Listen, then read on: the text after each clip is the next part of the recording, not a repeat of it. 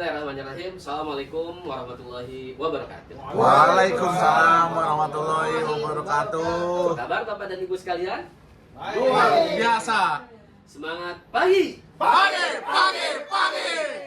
Bapak dan Ibu sekalian, izinkan kami menyampaikan materi terkait dengan integritas sebagai nilai anti korupsi dengan tema membangun budaya jujur dan bertanggung jawab.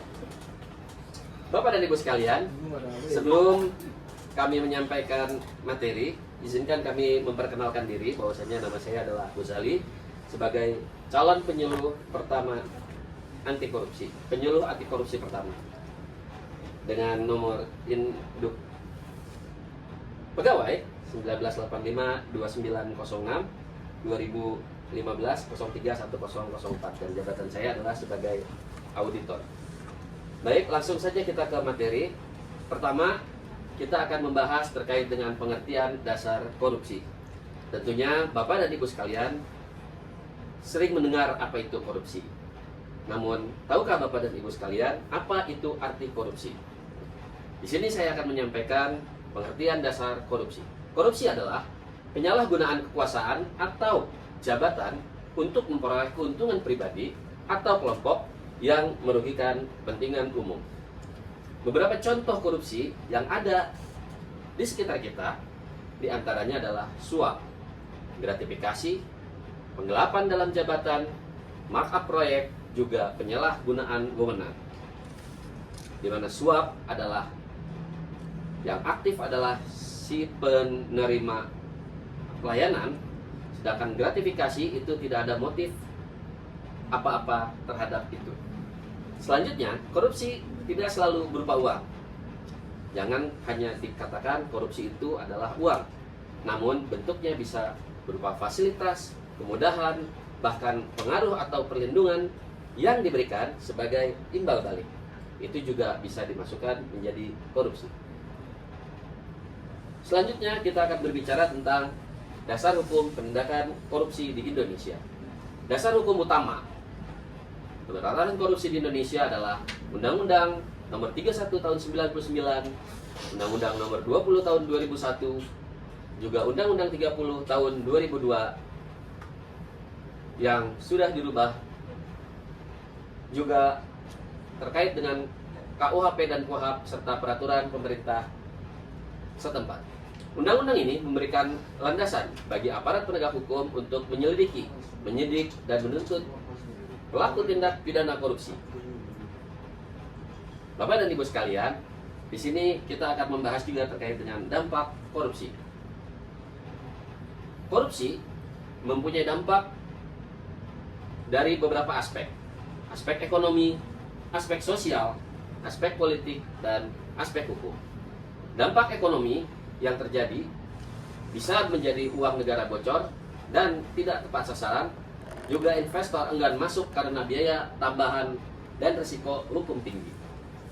Dari aspek sosial, warga miskin akan menjadi semakin sulit mengakses layanan publik.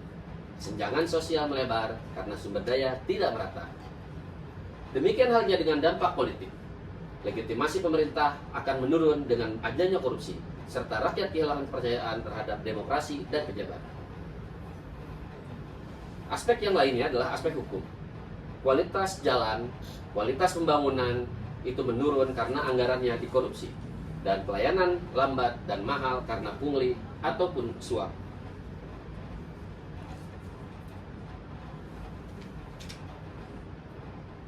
Begitu banyak dan masifnya dampak korupsi, apa hal-hal yang bisa kita lakukan terkait dengan korupsi ini? Nah, di sini kami menyampaikan bahwasanya ada kondisi di mana kita bisa mendepankan integritas kita. Apa yang dimaksud dengan integritas? Integritas adalah sikap moral di mana seseorang konsisten antara nilai, ucapan, dan tindakan meskipun tidak diawasi. Apa yang menjadi ciri-ciri integritas itu? Pertama, jika berjanji, dia menepati. Menolak gratifikasi ataupun suap. Mengakui kesalahan jika salah. Dan tidak mengambil hak orang lain. Terlihat seperti mudah, akan tetapi ini menjadi sangat sulit sekali dilaksanakan apabila kita tidak mempunyai keikhlasan dalam diri kita. dengan adanya integritas, kita akan terpengaruh bahwasanya integritas itu berpengaruh dalam mencegah korupsi. Integritas adalah benteng pertama dan utama dalam mencegah korupsi. Bahkan sebelum aturan dan pengawasan diberlakukan, kenapa bisa demikian? Karena dengan integritas, seseorang akan menolak korupsi walaupun adanya kesempatan. Juga membentuk budaya organisasi yang bersih dan terbuka, serta mendorong etos kerja yang profesional dan bertanggung jawab.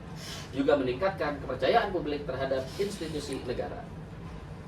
Maka dengan demikian, dapat kita simpulkan bahwa integritas bukan hanya milik seorang pemimpin saja, tetapi juga harus ditanamkan pada setiap individu yang ada di sebuah sistem.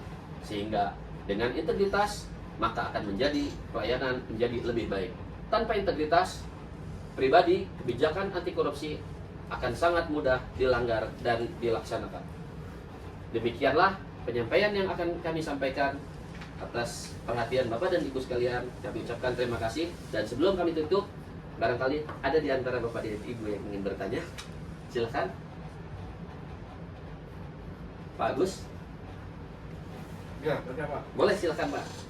Karena ini waktunya anak sekolah Pak, kan kita mau ambil rapot Pak. Siap. Biasanya kan kita kasih bingkisan lah kepada guru ya, sebagai tanda jasa terima kasih buat anak yang udah dibimbing ya. Itu boleh nggak Pak? Begini Pak Agus, salah satu, kita kembali ke materi pertama ya. Di sini ada contoh bentuk korupsi. Salah satu korupsi itu adalah bentuk gratifikasi.